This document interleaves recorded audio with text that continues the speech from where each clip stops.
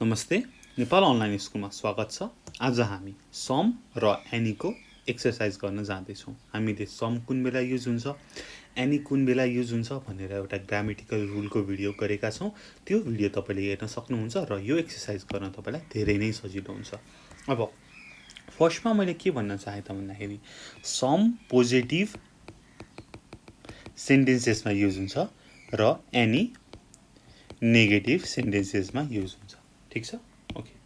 यति भनेर मैले गर्न चाहेँ र अरू पनि रुल छ। मैले त एउटा सिम्पल रुल भएर भनिदिइहालेको है, नत्र त तपाईँले अर्को भिडियो हेर्नै पर्छ है त्यो रुलहरू थाहा पाउनको लागि। Okay, here I go. 1, we didn't buy any flowers. हामीले केही पनि फुलहरू किनेनौँ होइन, नेगेटिभमा मैले एनी लाग्छ भने। 2, today I am going out with some friends of mind. केही साथीहरूसँग। 3, have you seen good movies recently? तिमीले रिसेन्टली केही राम्रो मुभी हेऱ्यौ भनेको छ। अब केही भनेपछि have you seen any good movies recently? 4, I would like information about what there is to see in this town। भनेको I would like some information, मलाई केही इन्फर्मेसन चाहियो। I would like some information. I didn't have, अब negative भनेपछि I didn't have any money. I had to borrow, मलाई केही उधारो लिनु पर्यो। I had to borrow some। 6, you can use your card to withdraw money at cash machine.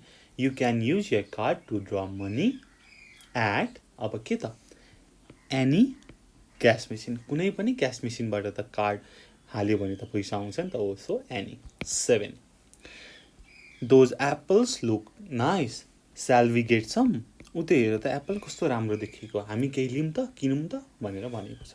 8, with the special tourist train ticket you can travel on, के हुन्छ त, you can travel on special tourist टिकटले चाहिँ जुन ट्रेनमा पनि चल्ने मिल्यो। You can travel on any train you like। 9, can I have more coffee please? Sure, help yourself। Can I have some more coffee please? Sure, help yourself। 10, if there are words you don't understand, look them up in a dictionary।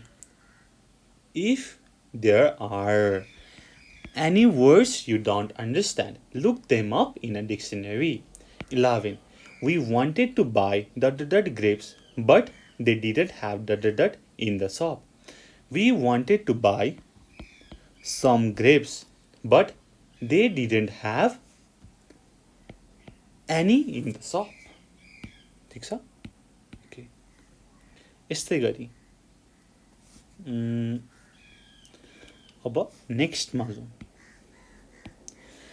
Complete the sentences with some, any, some, somebody, something, somewhere, anybody, anything, anywhere है। अब मैले के पनि भनेको थिएँ त, somebody, someone, anybody, anyone चाहिँ singular हो भनेर भनेको थिएँ, तर त्यसमा चाहिँ दे अथवा देम आउँछ भन्ने कुरा पनि, दे, देम, देयर्स आउँछ भन्ने कुरा गरेका थियौँ। ओके, यति भन्दै मैले सुरु गरेँ। 1 मा I was too surprised to say anything भनेर गरेको छ। अब 2 देखि हामी गरौँ।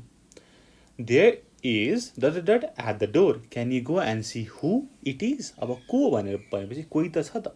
There is someone अथवा there is somebody at the door, can you go and see who it is भनेर छ। So 3 number, does mind if I open the window?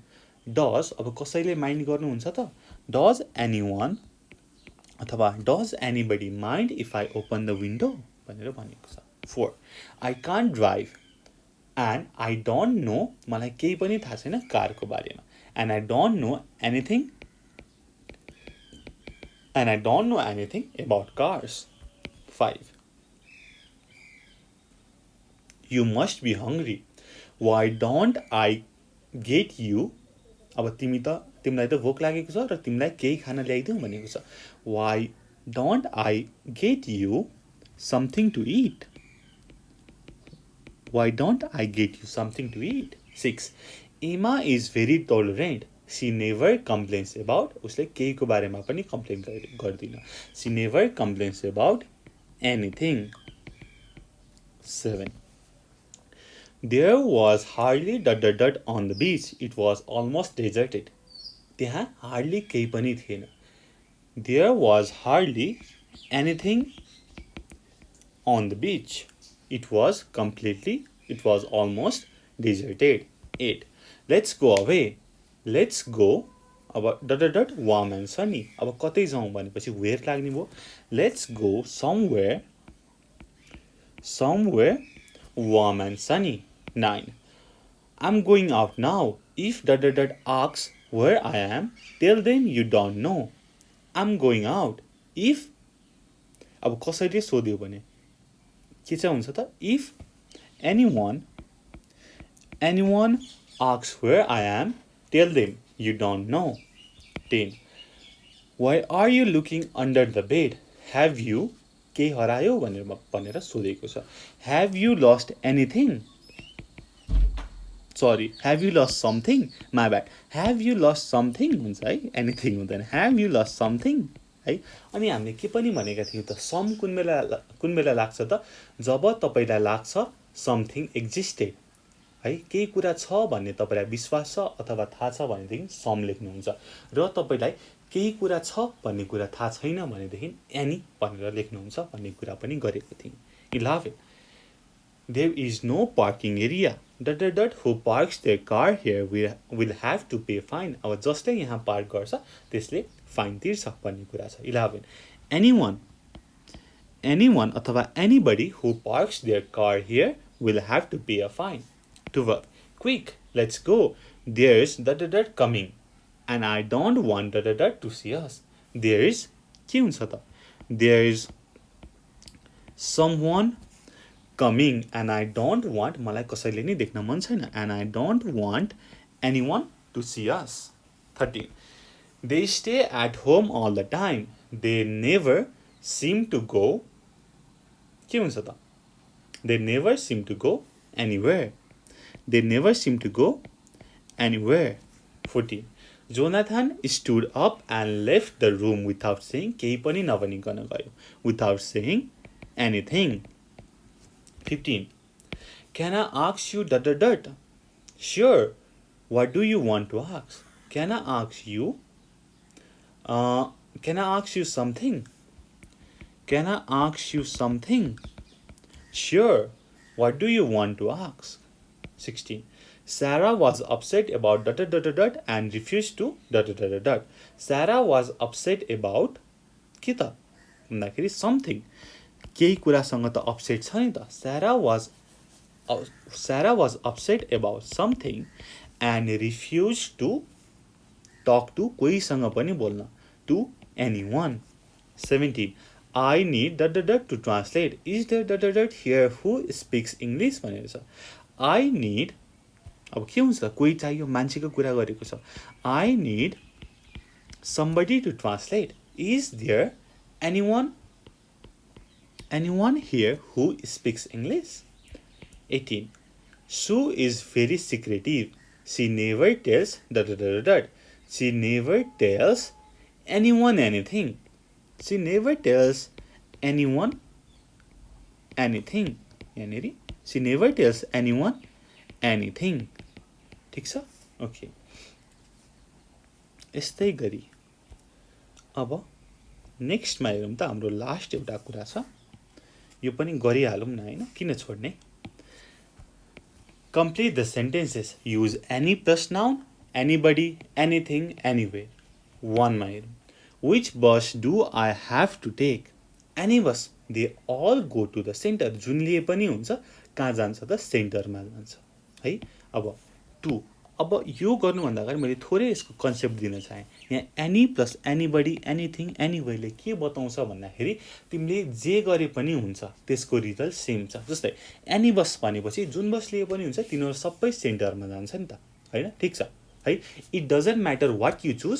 तपाईले जुन चुज गरे पनि हुन्छ. यो एनी आएपछि, ठिक छ? यो एनी अनि प्लस नाउनले चाहिँ त्यो कुरा भन्छ भन्न खोजेको. ओके, यो गरौँ, तपाईले ठ्याक्क बुझ्नुहुन्छ. When shall we meet? Monday भनेर सोधेको छ. I don't mind. Any day next week will be okay for me. जुन दिन भए पनि हुन्छ, अर्को हप्ता मलाई ठिक छ. 3. What do you want to eat. होइन, जे खाए पनि हुन्छ. I don't mind whatever you have. है, जे खाए पनि हुन्छ. Anything, it doesn't matter what you have. म जे छ त्यही खाइदिन्छु नि त. होइन. Okay. 4. Who shall I invite to the party. It's your party. You can invite. तिम्रो इच्छा. You can invite anyone you want. 5. What sort of job are you looking for? जस्तो सुकै job होस्. Any job अथवा anything, any job. It doesn't matter what it is. 6. Where shall I sit? It's up to you. You can sit जता बसे पनि हुन्छ. You can sit anywhere you like. 7. Is this machine difficult to use? No, it's easy. यो त जसले पनि चाँडै नै लर्न गर्न सक्छ. No, it's easy. Anyone can learn to use it very quickly. हो, यसरी हामीले एनी र समको एक्सर्साइज गऱ्यौँ. आशा छ तपाईँलाई पनि सजिलो लाग्यो होला. यो सजिलो नै छ.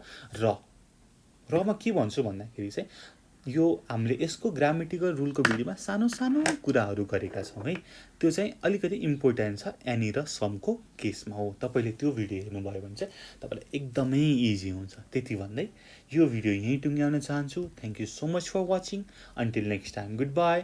Keep learning. Jai Chandra studio.